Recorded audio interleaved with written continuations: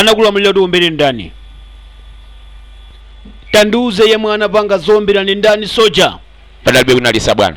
Ndio umombere fwa chani? Fwa ine nali ntakwiya. Wadiya? Fwa zigawenga zikufuna zipangisa zikulanga ndipo ine pamene pali mwana kuti sizili bwinoyi. China ndikuyisa nchimenecho. Wekha ukuziwa kuti ife ntchito yathu tagwira molongosoka komanso apa palibe umboni. Abwana umboni wake uti wokoma. Ambuyo mutu zigawenga zili mathawa zisugatu kwa miyezi. Tinalemberatu kwawo tukwaziwisa kuti iye kunoko tuwagwidwa. Koma akwawo kuti ndo kuti zimene zizitu sadazilabadire. Nde basi unangopanga zomupha. Umaziwa zoti kunoko kuli malamulo. Zinthu sitimazitengera pa ngongo iwe. Kokampo kunokonera kuziwa kuli asilikali 600. Anthu akhala akulandira mamendero ochuluka kwambiri pa kampasi pano. Pali zabwino zambiri zomwe zimachitika pa kampasi pano koma pali vuto limodzi. Iweyo. Ine tinakuona kale zaka 7 zapitazo. Seku linalilonse anthu kumangodandaula za iwe.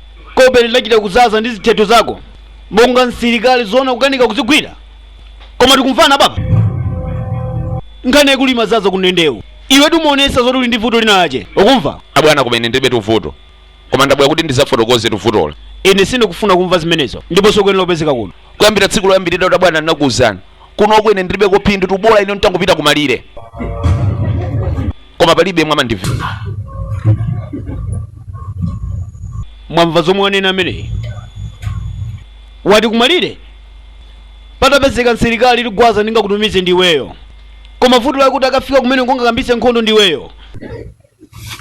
Utha kuyambisanso nkhondo yachitatu ya dziko lonse lapansi. Ngati khumbo lako lili lofuna kupita kumalire, iwala zimenezo. Uzalowatu m'manda zimenezo zisanachitike. Iwetu nthawi yako yopita kumalire kuyenera kudziwa kuti inadusa. Zonsezo zifukwa chakuti iwe wamupha munthu omwe umankayikira feni mansunga kunoko. Iwe ndo osapanganika uziwe.